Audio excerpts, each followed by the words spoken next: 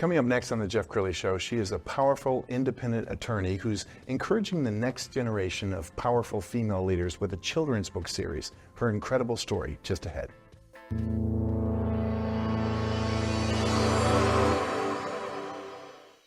Many are predicting that the worst is yet to come, which is unfortunate, said one person here. Until now, they've enjoyed the reputation of being the nation's icebox. Watched a burglar in his home this morning by webcam. As a journalist of over 25 years, stories are what make my world turn. Reporting live from the Dallas newsroom tonight, Jeff Crilley, Fox 4 News. But in 2008, I took the jump from my familiar life and started a PR firm from my home. We're talking about anyone with a camcorder like the one I'm using becomes a television network. We started slowly growing the company, and we now have over 100 clients, and we've branched into the world of live digital broadcasting. I now own 8 different TV studios and have a huge team, and the stories that I now get to share are sometimes the most important of my life. Life has a funny way of coming around full circle. This is The Jeff Crilley Show. Well, I love the old quote that Ginger Rogers could do everything Fred Astaire could do, only backwards and in high heels. And I think that describes our society, doesn't it? We've come light years away from the 50s and 60s when it comes to women in power, but we still have ways to go, and we need to empower the next generation of female leaders. Sharla Frost is in the studio. She's a friend, she's a best-selling author, and a keynote speaker. Thanks for coming on the show. It's good to see you, Jen. Absolutely. I want to talk first about your law career because no matter how you believe the world looks, often it's a man's world. So tell me about your law career. Well, I was a trial lawyer. I was what they called helicopter girl. I was the person who got the call on Friday to show up on Monday to try somebody else's case. And it was very often true that I was the only woman in the courtroom other than the court reporter and somebody on the jury. And it's just what you do. We're at a point in the world where women have that opportunity, but it's still a bit of a challenge. Yes. We're going to pull up your website because you are a very popular speaker, author, and we're going to talk about all of your books in a minute. As you look at your entire career, including speaking and being an author, do you reflect back and say, wow, I did all that? I mean, you've really accomplished a ton in your short life. Thank you for thinking it was short. Yes, it has been busy, and at the time, I didn't really realize how busy it was or how many things I was doing, and never considered any of it groundbreaking. But looking back on it, I had the opportunity to do some fabulous things that most people don't get to do. Yes, and you just put together a speaker reel. I'm so excited about your speaking career. Let's go ahead and roll that.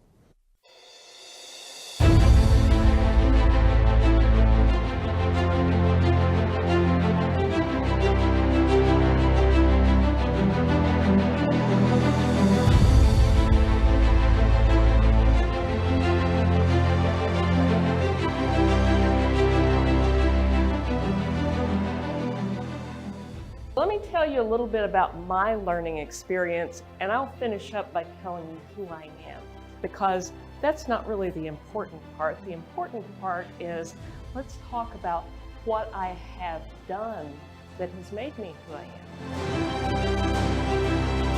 am. But another part of the book, and one of the points of the book, is that true love isn't necessarily romantic love. So what we find with friendship, because friendship is very important, is that friendship can give you the same kind of true love that a romantic love can. So you don't really have to spend all of your life looking for Prince Charming.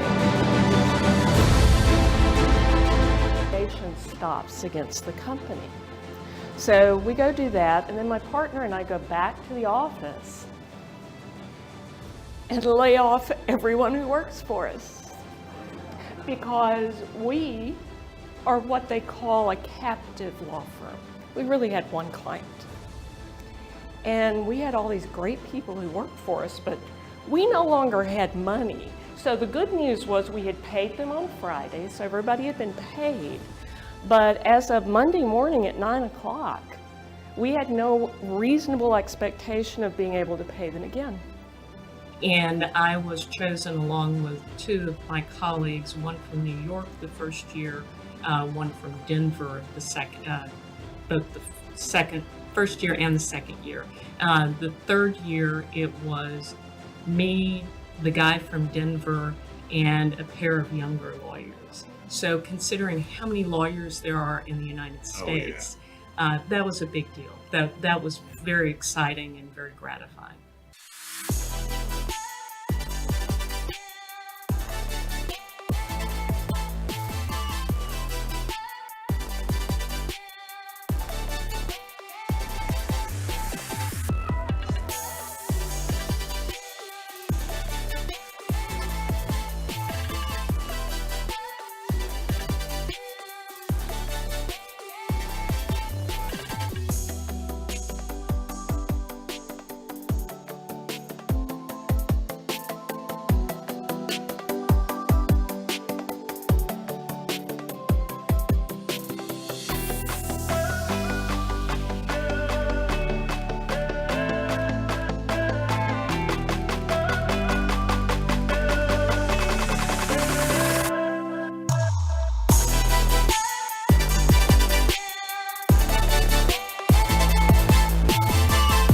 Sharla, what an amazing career. I want to take you back to that day when you had to make that announcement. That had to be incredibly gut-wrenching. Oh, it was horrific. We had wonderful people who worked for us, and the client had gone bankrupt. I had been in trial for 2 weeks. They'd had us pay $25,000 out of pocket on Friday, and on Sunday, they called me from the living room of the bankruptcy court judge in Pittsburgh and said, "Great news, we've gone bankrupt. You can go tell the court tomorrow you're not coming back." And the world just imploded. What do you do? And what we did was we had to keep going because we didn't really have any choice.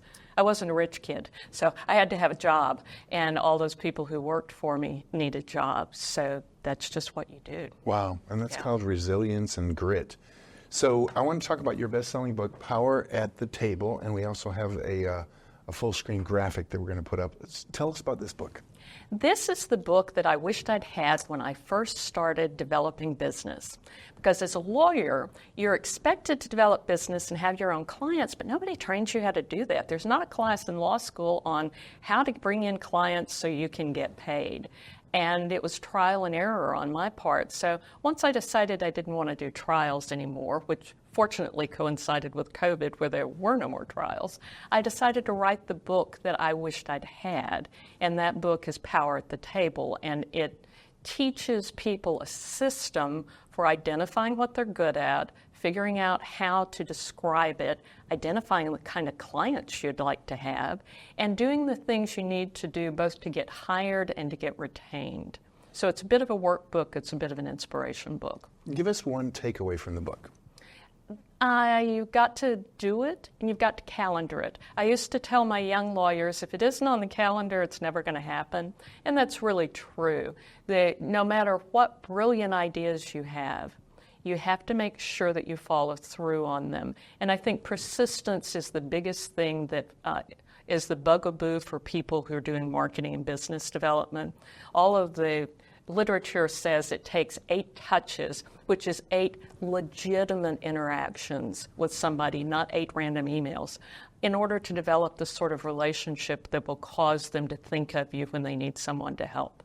So I think that I would say if you need one takeaway, it's identify who you're going after and find a way to build a legitimate relationship with them and keep after it. Yes, well, one of the things I respect about you so much is that you are all about empowering the next generation of female leaders. And so you have a children's book series. I want to go through them one by one. It's called Frogville. So why don't you start with the first one? All right, the first one is Frogville, Quest of a Frog.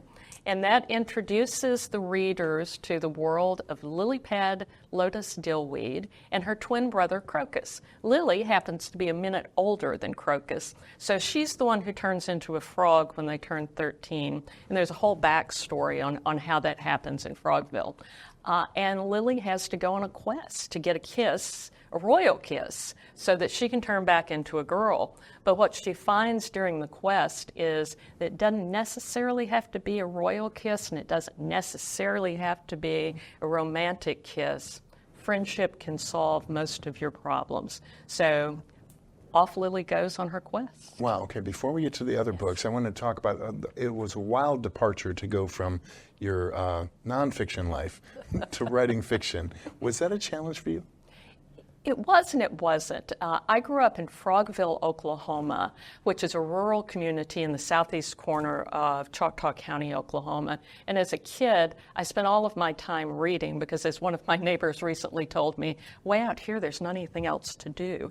So I had a very good background in classic literature, and I was an English and speech double major in college.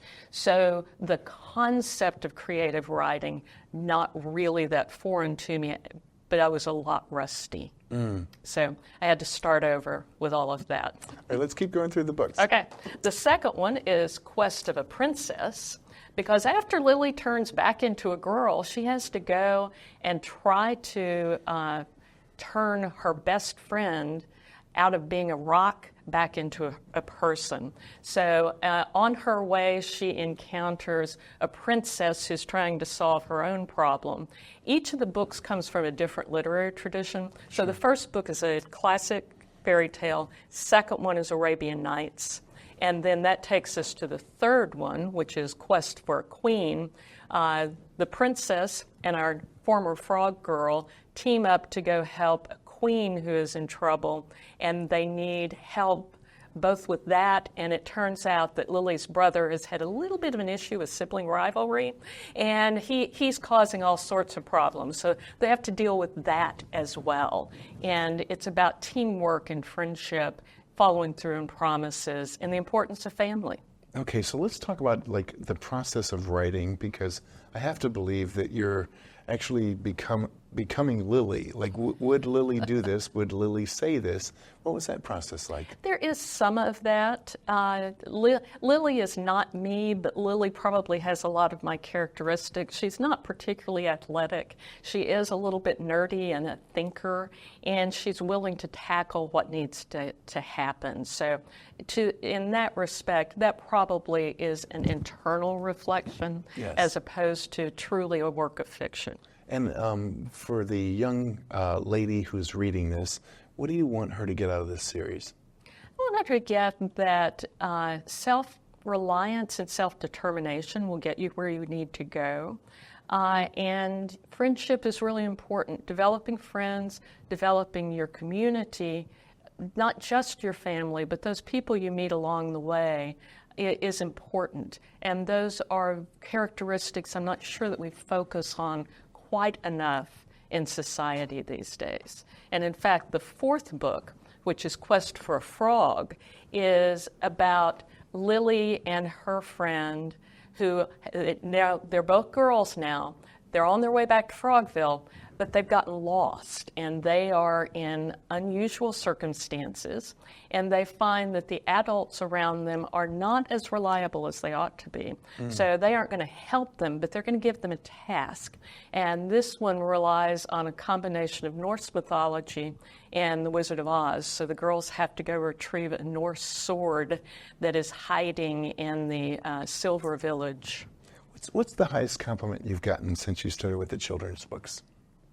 One of my readers told me that they were the most fun they had had in decades. Now, that's one of my older readers. I had one of my children's readers tell me they really loved the books, and would I please put a rocket launcher in the next one?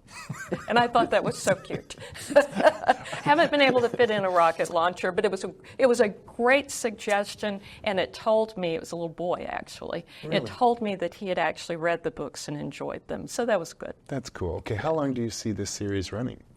7 books. I'm picking up the hard copies of 5 this afternoon. That's Quest for a King. And it may be my favorite so far. It's a bit of Beowulf, so hearkening back to those English major roots. And then I have 6 almost done, and 7 is in the concept stage, but the kids get to go home at the end of 7. Now, when you sat down to write the first one, did you see 7 books?